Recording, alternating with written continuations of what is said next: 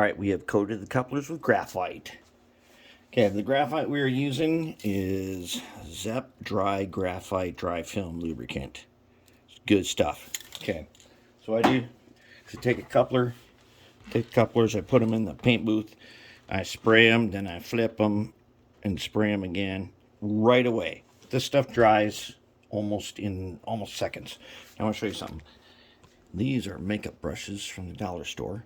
And this is a holder I got at some store. I don't know. It costs like next to nothing. It's kind of neat because you can put your different kinds of brushes in here and it holds them. And these makeup brushes are awesome for doing all kinds of like dry brushing and various things, but especially for what we're going to do now. What we're going to do now is, since I have coated the couplers with the dry graphite, I want you to take a look very closely at the coupler now. Even the spring, you can't even see the spring in there because it's been coated. Let me flip it over. Let's flip it over and turn around. There's our coupler. And there he is. Now, I don't know if I even showed how corroded and stuff these couplers were. I put them in the ultrasonic, and the old ones, it took them all the way down to the zinc that they're made out of. But they work great now. But what we got to do is we got to make them just a little bit better. And I'll tell you what, I have learned by doing this. This is the way. This is the way. My couplers now, since I've been doing this, I'm going back and finding all old ones have not been done. Putting the graphite on the couplers makes them so reliable. Okay, the first thing I'm going to do is I'm going to bend the pin up just a bit on all of them.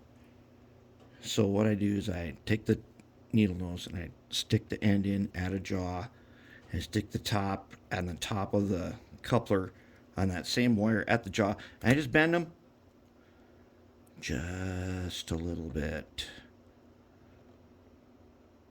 Just like that. There. That's it. Okay, let's do all four of them, okay? This one has definitely not been bent.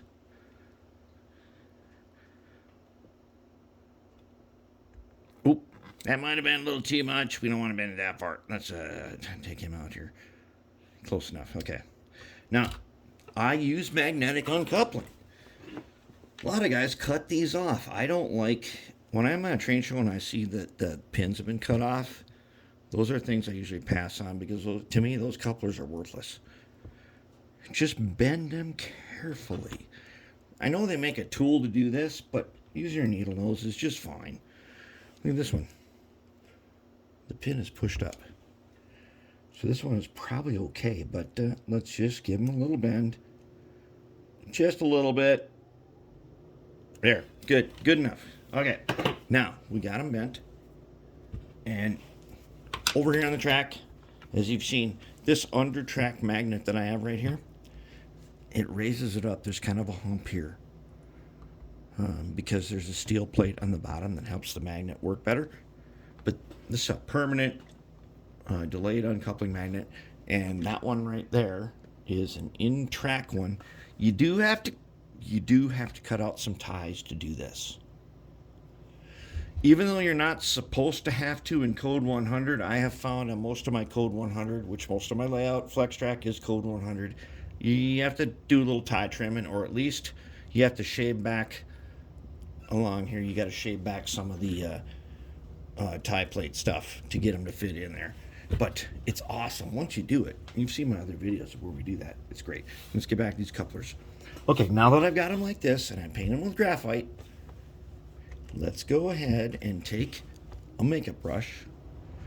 Remember, makeup brushes are dirt cheap, and they're excellent brushes, and the reason is because there's a lot more people doing makeup than there are doing making trains, so they have excellent brushes that are cheap. Now, I want to polish the end of this real nice, and all I got to do is do that. And it will start looking like steel here in a second. Just like that. Okay, that looks a little rough, but If you can see the reflection of the light, you know you've made it. If you can see a light reflection, you have made it. And what happens is now these couplers being super smooth. I'll tell you what, since I've been spraying them with the graphite, I have not lost as many springs. I don't know if it like kind of holds it in there or what, but you see that light reflection of steel? That means you've made it. That means you've done it. And I'll tell you what, it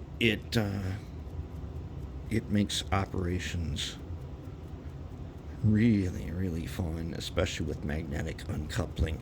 And I know a lot of people don't do it. They all use the shish kebab stick, as do I. You know, I coat my shish kebab sticks with graphite, and to make them even better to uncouple. But polishing the ends of these couplers like this, polishing these knuckles, they just do not fail to couple when you do this. I mean, they really, really do. If you weather the ends of your couplers and paint them rust, like I've seen a lot of people do, that can definitely cause a little bit of trouble trying to couple up to another car. Let's flip you guys over, huh? Let's back off and zoom in on you. See if we can see that shininess right there. That's the way I want the ends to look. Shiny like that. And that makes coupling super, super reliable. That's what we're going to do on these switchers. They're going to be most excellent reliability.